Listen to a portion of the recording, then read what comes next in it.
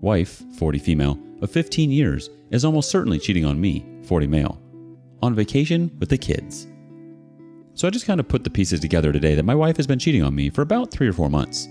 Well, I don't know for certain, but like 99% sure. The other problem is, we just started a family vacation with our kids out of state. I'm torn what to do. Should I confront now or just buck up and wait until the trip is over? 7 more days to go, and I put a lot of effort into booking this trip. I live in a non-fault divorce zone, if that makes any difference to your advice. Edit.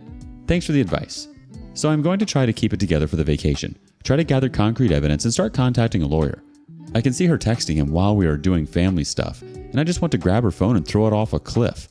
The big problem is that I didn't sleep more than half an hour, and I don't see how I can keep it going 6 more days. Edit 2. Got proof on the phone. Thanks all, I really appreciate the help and guidance through a difficult time. It is amazing what a bunch of anonymous strangers can do. Here's that advice you were looking for. Gringo Mombi starts us off. I'd say keep it yourself for now. No need to ruin the vacation for your kids. That being said, you should get the ball rolling on getting a divorce lawyer and perhaps a private eye that can get some evidence of suspicious activity that has you inclined to believe she's cheating on you. The deleted user says, wouldn't do it on the vacation purely because of the kids. Definitely should confront the moment you get back. Sorry to hear, man. I can't imagine what you're going through. Stay strong. Georgia Girl in the PNW says, cheating won't affect anything in a no-fault state. You can have it documented on the paperwork. My ex cheated also. Continue with the vacation, but use this time to book a consultation with a lawyer and start collecting financial documents. Pay stubs, bank statements, financial records, etc. New Arrival 9860 says, get a meeting with a lawyer. Let her know that in absence of proof, you are proceeding down a path of filing for divorce. Total, verifiable, no contact should be a boundary. And she lost her privacy right when she decided to cheat on you and repeatedly lie to you. Make sure the lawyer knows her affair partner is a drug addict. You need to protect your kids. She's almost certainly claiming she is staying with family and friends so she can communicate with her affair partner in peace. And as you said, most likely continuing to meet him. She should be able to tell you where she is staying, but she won't as she doesn't want you finding her with him.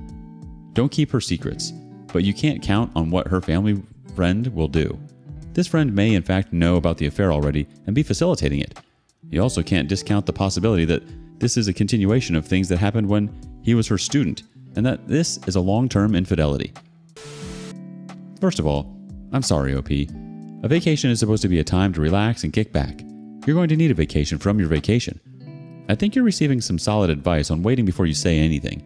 Collect the evidence, gather yourself together, and let your kids enjoy the vacation. It just sucks that you weren't able to. Need advice. Wife, 41 female, won't stop talking to affair partner, although I, 40 male, asked her to stop. I found out the truth a couple days into a family vacation with wayward wife and 2 kids.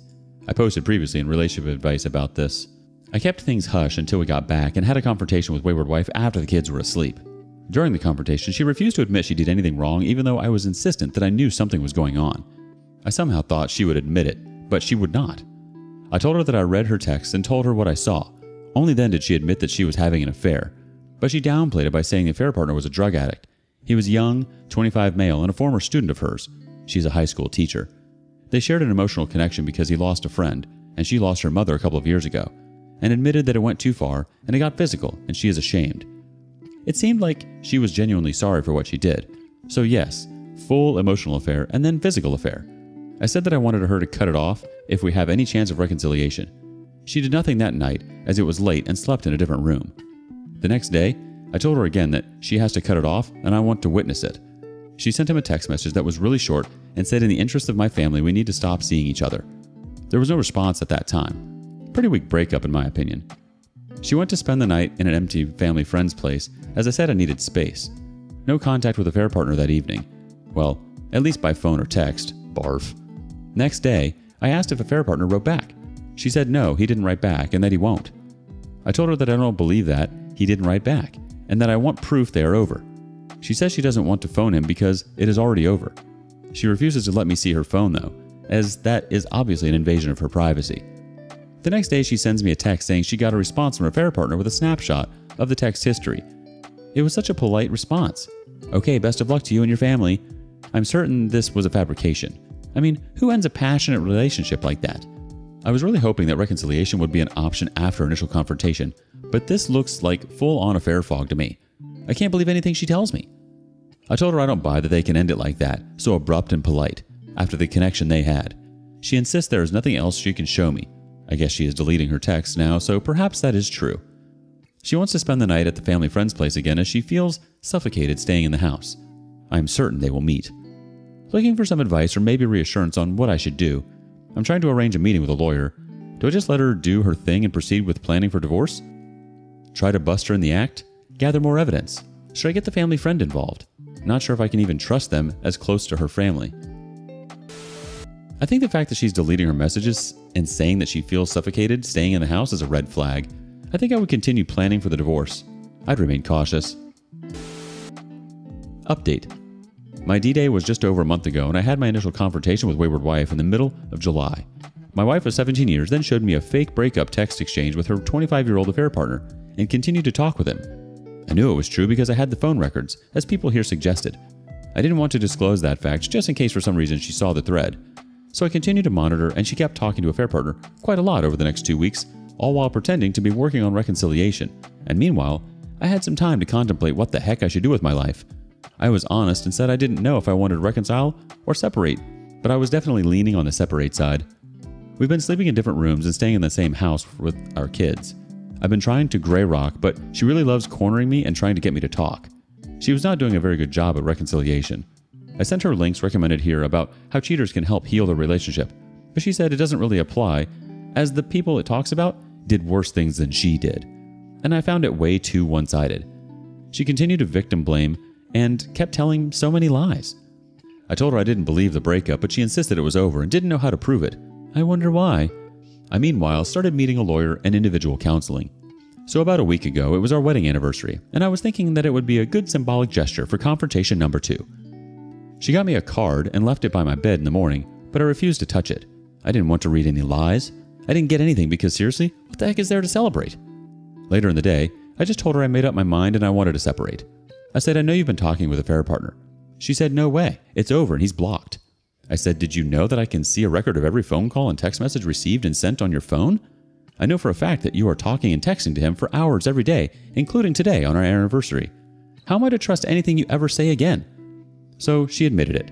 Yes, I have been talking, but it's not what you think. It's platonic. His aunt committed suicide. He needed someone to talk to about it. I said, you're still lying. This is why I want to separate. The trust is gone. I don't care anymore if you continue to contact him. Afterwards, she was very shaken up. It has since been a week of pretty constant crying and self-pity. She's ashamed and embarrassed for what she has done and has kind of hit rock bottom. I think she finally realized the relationship with the affair partner and feelings she had were superficial and is now seeing the destruction and mess that it has caused. She could end up losing her home, losing half her time with the kids. This one hurts her especially hard. And that if the truth comes out, that she will be labeled as cheater and family destroyer and lose many of her friends. And then she could face problems with her job if the truth of affair partner comes out. She's not been telling her friends and family the truth, probably not even her therapist. She's also been telling me she has suicidal thoughts. I'm really not sure if this is true or if she's trying to manipulate me and to try and comfort her. For some reason, I think it is the latter. I've been trying to get her family involved to help. It seems like the last week has been all about her, and I have to remind her that I too have been going through hell. She seems to think that what she's going through is worse because she now accepts that this was her fault. I'm pretty certain she finally stopped talking to affair partner. She had said some pretty authentic sounding admissions of how she fell into the affair and was addicted to the attention and only now realizes how stupid she was. She said she didn't even think about the effect on me, that she was living 2 separate lives and was under the illusion that they would just stay disconnected and that it would eventually end and I would never know. I still don't know exactly how to process that. There are still a lot of details that she has refused to clear up. I don't know how long the affair lasted. I'm pretty sure it started around February, and she says 1 or 2 months. She refuses to admit they had sex. I got STI tested just in case. I really don't like that I can't get truth unless she is confronted with irrefutable evidence. The fake breakup texts, the months of lying, the gaslighting of marriage counseling during the affair, and lack of remorse all point me to separation as the only option. Her phone is still locked. My end goal, though, is to be able to have an amicable separation with joint custody and keep the door slightly ajar for possible reconciliation down the road. You probably wonder why, but this whole episode is very out of character for her. I very much believe that she was suffering from depression and that she was partially taken advantage of. I want to give her the chance to fix herself, but she needs to do it on her own, and I need space and time to see if I can ever forgive her. The problems are we still live together, and I do care about her and definitely want her to get help and not kill herself. I think a lot of her problem is fear of unknown and ripping apart our codependency, which has kept our home so stable until now. A part of me fears this as well. Should I just check her into a mental institution, or should I be offering more support? Have other wayward partners acted in a similar way when their affair fog is lifted and put all the attention on themselves? I am guessing so, because narcissists be narcissists. Anyone have experience with nesting arrangements where spouses take turns in the matrimonial home? That's the end of my rant. Thanks for reading. Sometimes people just spew things out of their mouths in order for the partner who was cheated on to just be manipulated all over again. Rather than actively working on the relationship with you and working on reconciling, she's playing the victim. It sounds like she's just upset she got caught. Update. As a recap, I'm currently going through the separation divorce process but still living together with wayward wife in the matrimonial home. We have 2 kids. D-Day was about 2 months ago. See my old posts for details. I've had 2 major confrontations, and she only admits anything if I have concrete proof. My wayward wife has been continuing to contact and see her affair partner even though she swears it's over. I'm done with believing her at this point, but part of me really wants to find out and know the truth. I mean, don't I deserve to know? Won't it provide peace of mind? So anyways, I was snooping through an old tablet and found some conversations that were still active. She is definitely talking with an affair partner, but the name doesn't match the name I had before. The old affair partner had a Facebook account, a texting phone number, and was a former student. I only had proof of them being in contact for a couple of months, but my gut told me it was longer. This guy is older, 50 plus, and as I can tell from reading the conversation, is much more, real and believable. I found out so many details. Looks like they met through work somehow. He is moving back into town. He knows about me and knows her coworkers. He's divorced. He's been helping guide her through the divorce process. Oh yeah, and it has apparently been going on for 3 effing years. This has hit me way harder than I thought it could. We are already in the process of separation, and I have accepted our relationship is over. Why does this feel so horrible? This is feeling like D-Day all over again. I don't think she had 2 affairs. The conversations only started up again after I exposed her the last time. Seems like affair partner constructed a fake account to communicate on. Why would she tell me it was a former student? I mean, maybe that fake account was actually a former student's name, and she has had to go with that excuse. Maybe the former student is actually a clue as to the origins of the relationship. The affair partner specifically called out these 3 wonderful years, so I think their knowing each other dates back even further. It definitely puts into question everything that's occurred in the last year and longer. I am furious at my wayward wife. I have not told her yet, I know, and she will go to the grave before she openly tells me. What the F happened to my life? A brief update. I was re-examining my evidence of affair partner number 1, and I am now pretty sure that he is indeed a different person than affair partner number 2. I think affair partner number 1 was a fling on the side and is legit over, whereas affair partner number 2 was more an emotional affair that has been going on for years and maybe just recently got physical? Makes me wonder how many more. What the F? It feels horrible because it is a horrible situation that no one expects to be in. People expect a loyal partner and a committed relationship. You couldn't have guessed that the twine would have unraveled this far. 7 months post D-Day update. So it has been about 6 months since my last update and 7 months since D-Day, and I've had multiple people poke me for an update. So here it goes. Quick summary. I was on vacation this summer and found a definitive proof my wife was cheating on me. Then, after confronting, she faked a breakup with a affair partner and continued to see him. After confronting again with new proof, I requested divorce. Then shortly thereafter, I found out she had a second affair partner on the go for 3+ years. We have 2 kids in middle school and were married 17 years. I didn't really have any major breakthroughs since my last post. By the time I had figured out there were 2 affair partners, at least, it basically convinced me that divorce was the only option and I didn't need any more information. This was when I knew I could never trust her again. So these past 6 months have been working through getting a separation agreement and learning how to fall out of love. I should note that it was my initiative to proceed with divorce. She approached me on multiple times over the course of the 6 months to ask me to reconsider, but she never demonstrated any true remorse. I think she was just scared of losing her safety net and thought I was too. She kept saying to remember the good years and to stop thinking in black and white. But this was a clear violation of my boundaries, and I don't see how I could ever trust her again. I refuse to be a doormat. I refuse to sweep her behavior under the rug. I never publicly outed her behavior. I really wanted to at times, but I don't think it gains me anything. I prefer to move forward constructively as I know that she will remain in my life as mother of my kids, whether I like it or not. We decided to use a mediator in combination with personal lawyers in an attempt to avoid the court system and get a faster and less expensive deal. The process was not super fast, but mostly because she would delay because she didn't really want to proceed and thought I would reconsider. It took about 4 months from choosing the mediator until our agreement was signed, got 50-50 and a pretty fair payout to help jumpstart my new life and keep most of my assets.